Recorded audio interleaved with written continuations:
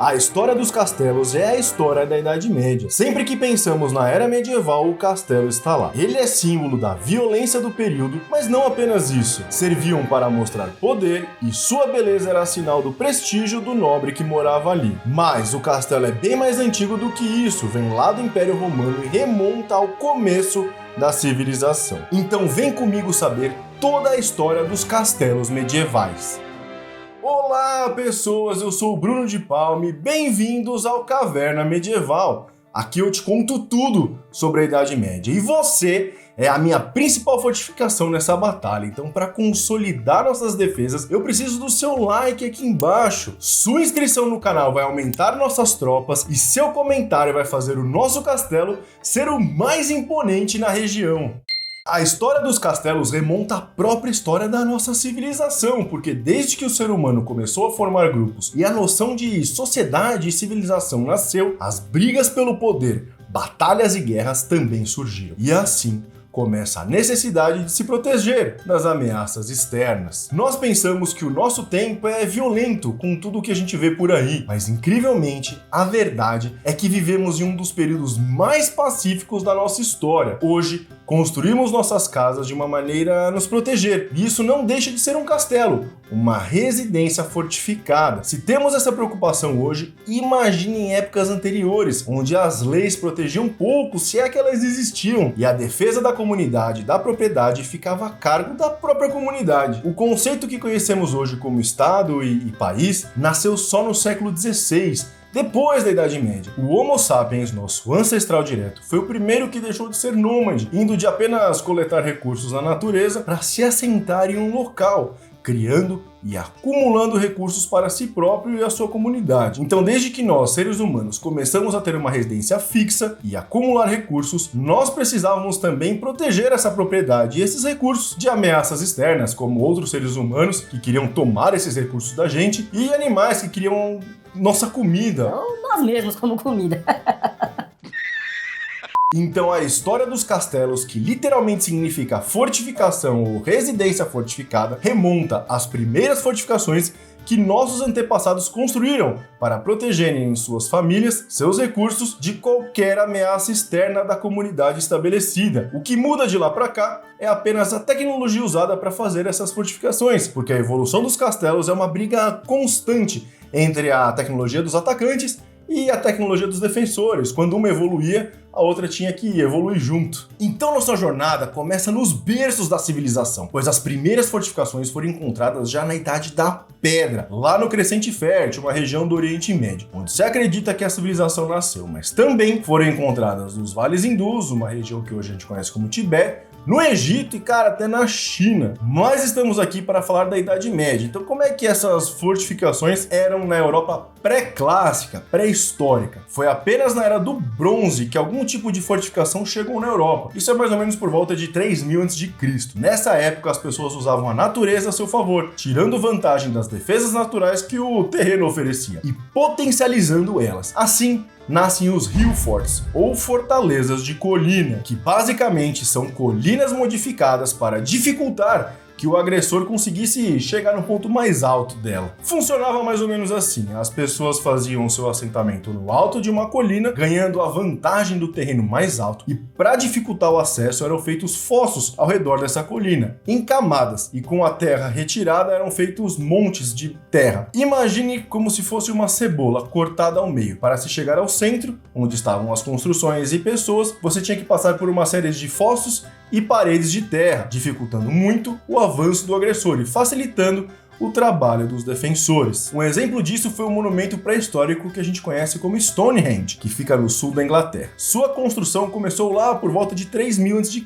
e a primeira coisa que foi feita por lá foram 2 círculos de montes de terra com um fosso no meio desses círculos. Provavelmente usaram essa forma de fortificação para marcar o local que era sagrado para o povo que vivia ali. Show! Mas tirando as ilhas gregas e a Península Itálica, eram raros os assentamentos europeus com mais de 50 habitantes nessa época. Então as fortalezas de colina começaram a ficar mais comuns por volta de 1000 a.C., coincidindo com o começo da Idade do Ferro lá na Europa, quando esse tipo de fortificação se espalhou pelo continente. Nesse mesmo período, tivemos o surgimento dos gregos e depois dos romanos, que além de fazer esse tipo de fortificação, também adicionaram as paliçadas às camadas de defesa. Uma paliçada, basicamente, é o enfileiramento de troncos de árvores ou até de tábuas de madeira, para se criar uma parede defensiva. Os romanos dominaram esta tecnologia e faziam paliçadas em todas as suas fortificações de campo. Unidas às antigas defesas de fossos e montes, as paliçadas eram fortificações muito difíceis de se transpor e foram essenciais para o sucesso das expansões romanas lá pela Europa. Durante as campanhas militares romanas, era comum ao invadirem uma região construírem uma fortificação de paliçada e fossos para garantirem a sua presença. Uma boa história que exemplifica isso foi durante a campanha de Júlio César para conquistar a Gália, região que hoje a gente conhece como França, entre os anos de 58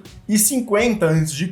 Já fazia 6 anos que Júlio César estava tentando conquistar a região e o chefe gaulês Vercingetorix não estava fazendo isso ser nada fácil. Ao fim de longas perseguições dos romanos aos gauleses, os defensores se refugiaram na cidade de Alésia, onde hoje é a região da Borgonha, na França. Júlio César não conseguia invadir a cidade, que era cercada por uma paliçada. Aliás, esse tipo de cidade fortificada gaulesa ficou conhecida como Ópido, ou em latim, Oppidum, nome dado pelos próprios romanos às cidades gaulesas fortificadas por uma paliçada ou um conjunto de pedras e paliçadas em cima ou do lado. Aí, já que os romanos não conseguiam invadir a cidade de Alésia, eles construíram uma paliçada ao redor de toda a cidade para garantir que nenhum suprimento chegasse aos gauleses e assim eles se rendessem por causa da fome. Imagina a cena, cara, a cidade fortificada dos gauleses, o Ópido, como a gente viu, e depois das fortificações da cidade tinha mais uma fortificação de madeira com fossos viradas para dentro, que os romanos fizeram para os gauleses não conseguirem sair. Você tá achando pouco? Então os gauleses conseguiram transpor essas muralhas e mandar emissários para pedir ajuda. E os pedidos foram atendidos. A ajuda estava chegando para atacar os romanos. E o que eles fizeram? Construíram outra fortificação de paliçadas e fossos. E agora eram viradas para fora, para segurar o ataque desse exército que estava vindo ajudar o Vercingetorix. Cara, os romanos estavam presos entre duas fortificações de paliçadas. E no meio de tudo isso estava uma cidade fortificada galesa, o Ópido. Que loucura, né? Mas para resumir, Júlio César ganhou essa parada e expandiu ainda mais as suas fronteiras.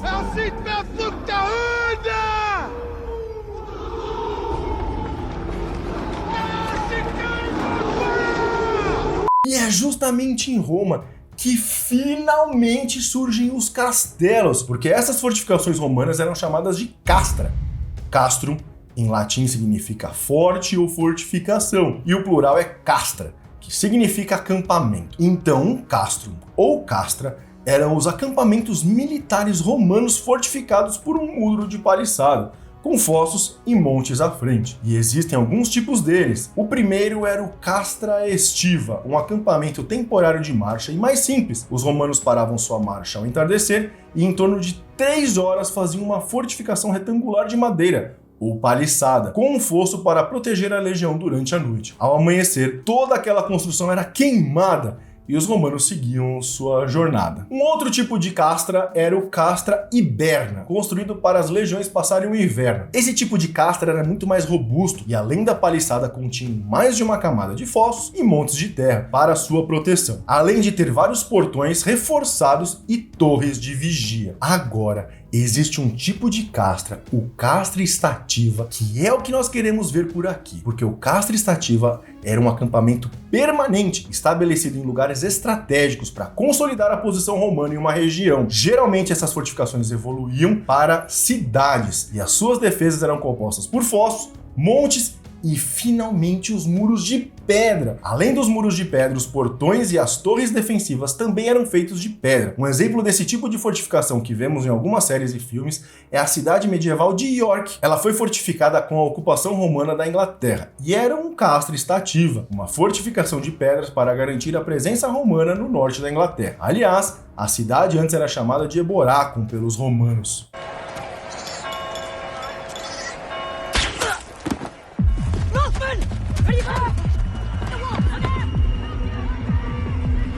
Voltando à etimologia da palavra castra, que significa uma fortificação ou acampamento fortificado, como a gente já viu aqui, o diminutivo era castellum, uma pequena fortificação usada para proteger pessoas importantes, ou uma centúria, que era uma formação de 100 homens. Então, assim, finalmente nasce a palavra castelo, porque castellum deu origem à palavra em inglês castle, em francês chateau e em português castelo. Beleza, Bruno. Então nós percorremos toda a história para mostrar como as fortificações evoluíram até os castelos e como a própria palavra castelo veio das fortificações romanas. Mas como é que isso é inserido no contexto da Idade Média? Pausa que eu preciso tomar água.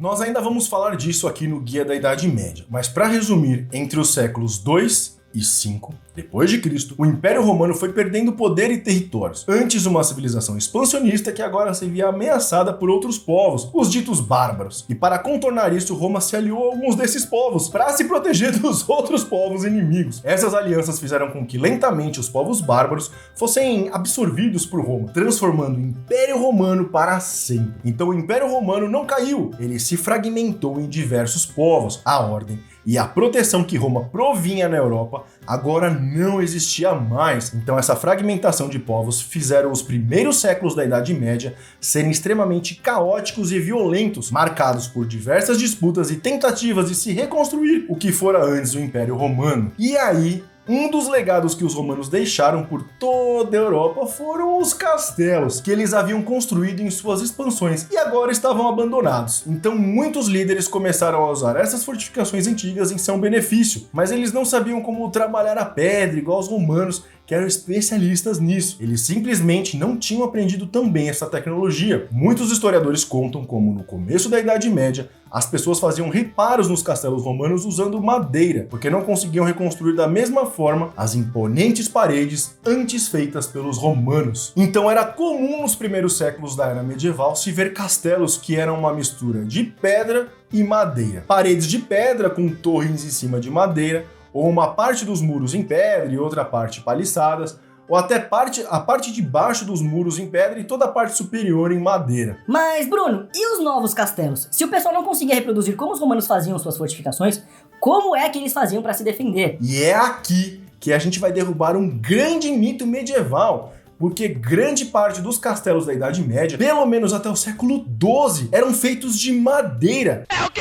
Aliás, não só eram feitos de madeira, como eles eram minúsculos, comparados ao que a gente pensa hoje ser um castelo. O fenômeno dos castelos começou no norte da Europa, impulsionados pela queda do Império Franco-Carolíngio, e tem tudo a ver com o início da vassalagem e do feudalismo. Porque depois que o Carlos Magno morreu, o Império se fragmentou, dando oportunidade para que outros povos os atacassem, como os húngaros, os árabes e os vikings. Sobre os vikings eu tenho uma lista gigantesca de vídeos, então confere lá depois que você acabar esse vídeo aqui.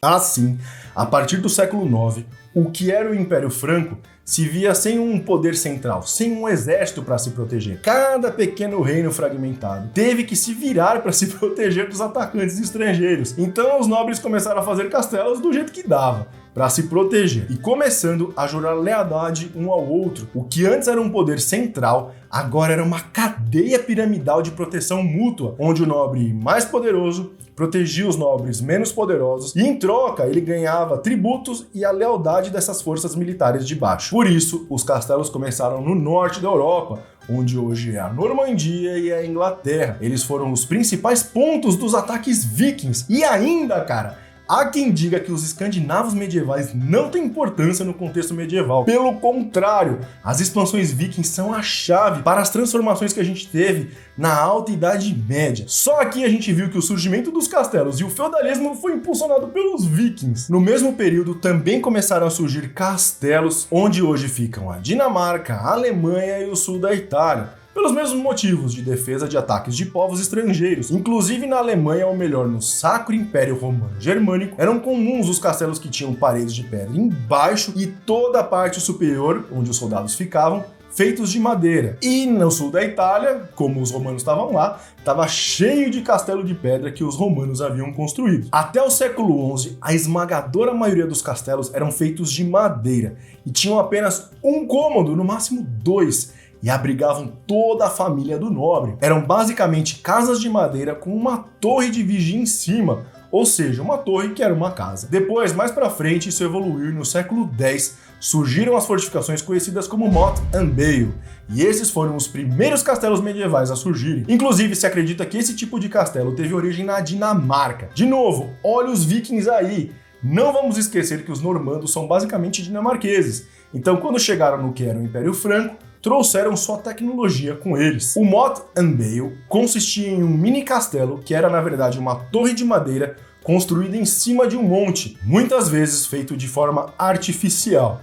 E essa torre de madeira no alto de um monte era cercado por uma paliçada e um fosso. Essa é a parte do mote. Mas como era apenas uma torre, era preciso fortificar o resto das instalações necessárias para que a família do nobre pudesse viver. Então os servos e todos os outros aparatos ficavam no Bail, uma mini vila fortificada por uma paliçada, com um portão de madeira na parte oposta ao mote. Assim, o Bail consistia na primeira camada de proteção desse tipo de castelo, e o mote na segunda camada de proteção. Inclusive, entre o mote e o Bail existia um fosso, e a escada que ligava ambos geralmente era removível. Com a invasão normanda da Inglaterra em 1066, os Motte and Bail saíram da Normandia e tomaram todo o território inglês, já que os normandos precisavam construir fortificações para garantir suas posições na Inglaterra. E lá, pelo século XII, a madeira deu lugar à pedra. Isso porque, com o avanço das armas de cerco, os castelos de madeira não conseguiam mais resistir aos cercos. Inclusive, o castelo de York é um Motte and Bail feito de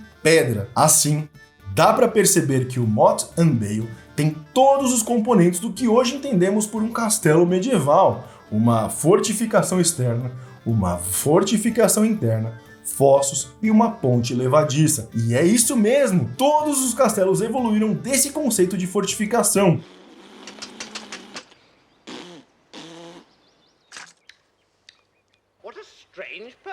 Mas outro tipo de castelo começou a ficar comum, logo após a invasão normanda da Inglaterra lá no século XI. Os castelos normandos, também conhecidos como Norman Keep ou Fortificação Normanda, eles substituíram rapidamente os Motte and Bail por toda a Inglaterra. Já que os normandos precisavam criar fortificações rapidamente e por um custo baixo na nova terra conquistada, eles já haviam sido testados na Normandia e era uma forma mais rápida e barata de construir uma fortificação de pedra eficaz. Como a gente já disse aqui, uma fortificação de madeira não tinha mais lugar nas batalhas da época, mas substituir toda a fortificação dos Motte and Bail por pedra era muito custoso e difícil. Eles eram um tipo de castelo grande. Assim, o jeito era fazer uma fortificação menor e única, como se fosse uma grande torre de pedra quadrada, sem muros externos, com uma entrada elevada e estruturas de batalha no topo. Assim surgem os primeiros castelos como conhecemos hoje e os famosos battlements, ou a meia em português, que são aquelas estruturas no topo do castelo, torre ou muro, que servem para proteger o exército defensor de ataques externos, principalmente de flechas. E aí entram as cruzadas, porque no final do século XI, logo após a conquista normanda da Inglaterra, da mesma forma que os romanos, os vikings e os normandos fizerem,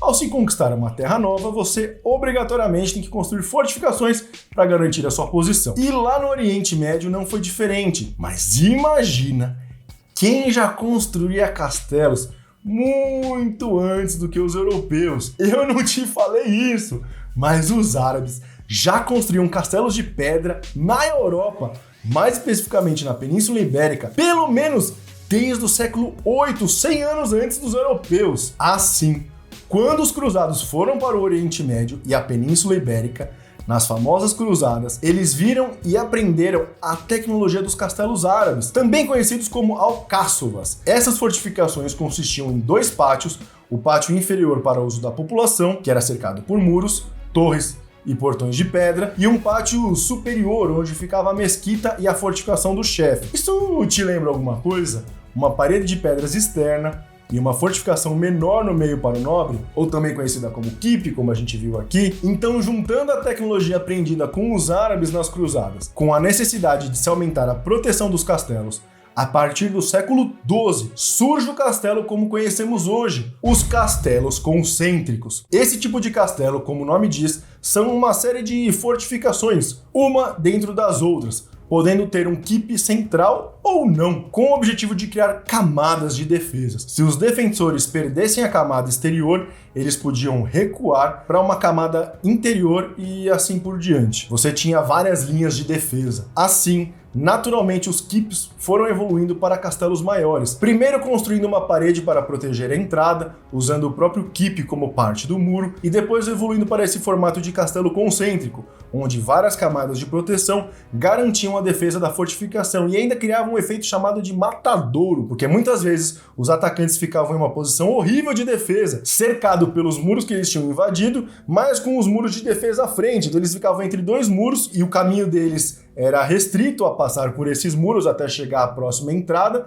e aí era só atacar um monte de flecha lá de cima. A partir do século XIII, diversos tipos de castelos foram surgindo. Cada região tinha a sua própria arquitetura, além de cada rei, imperador ou nobre poder escolher o formato de castelo que desejasse. Por exemplo, no Sacro Império era comum os keeps, com uma linha de muros de pedra, mas com a parte de cima toda em madeira, inclusive as torres em madeira. Vale lembrar que ainda a maioria dos castelos eram pequenos, com pouquíssimos cômodos, em formatos de torre ou keeps. Isso porque a maioria dos nobres não tinha tanto recurso assim, mas quando se tinha um rei poderoso na região ou era um período de guerra, como a Guerra dos 100 Anos, aí sim o reino fazia um esforço para construir grandes e imponentes castelos por toda a região. Nessa época, o castelo começou a virar mais um símbolo de poder e status do nobre do que verdadeiramente uma fortificação. Um grande exemplo disso é o Castelo de Bodiam, construído em 1385 na Inglaterra, para defender a área da East Sussex dos ataques franceses. Mas a arquitetura do castelo foi feita mais como um símbolo de poder do que propriamente para defender a região. É só ver o tamanho do fosso que eles fizeram e as imponentes torres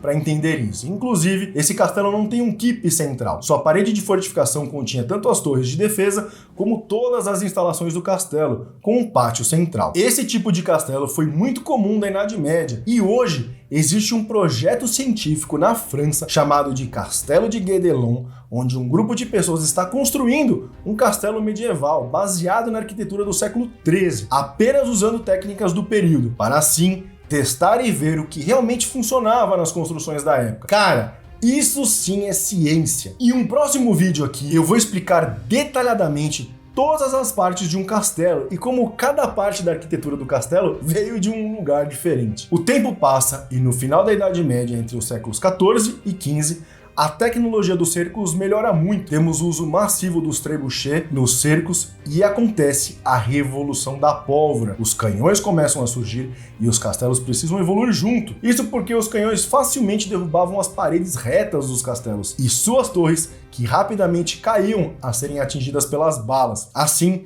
vemos uma evolução nos castelos, que começam a ser construídos com paredes inclinadas e em formato de estrela, para desviar a energia das balas de canhões e não sofrerem um impacto frontal único. Além disso, nos castelos comuns não havia espaço para os canhões, então juntando tudo isso começaram a surgir os bastiões. Os bastiões são a evolução dos castelos, porque são fortificações mais baixas, sem torres, com formatos de estrela e paredes inclinadas, com o objetivo de se expor menos às balas dos canhões e oferecer espaço para os canhões de defesa para poder contra-atacar. Assim, os castelos foram pouco a pouco deixando de serem usados para a defesa das regiões. Os nobres começaram a se mudar para palácio, que eram muito mais luxuosos e bonitos.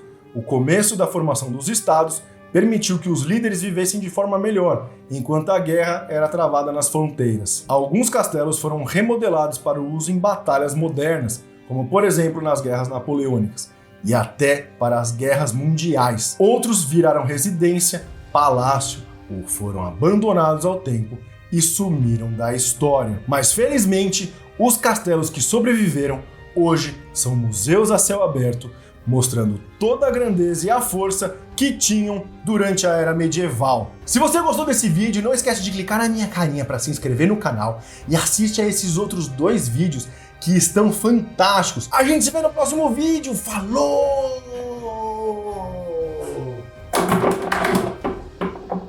Chupa.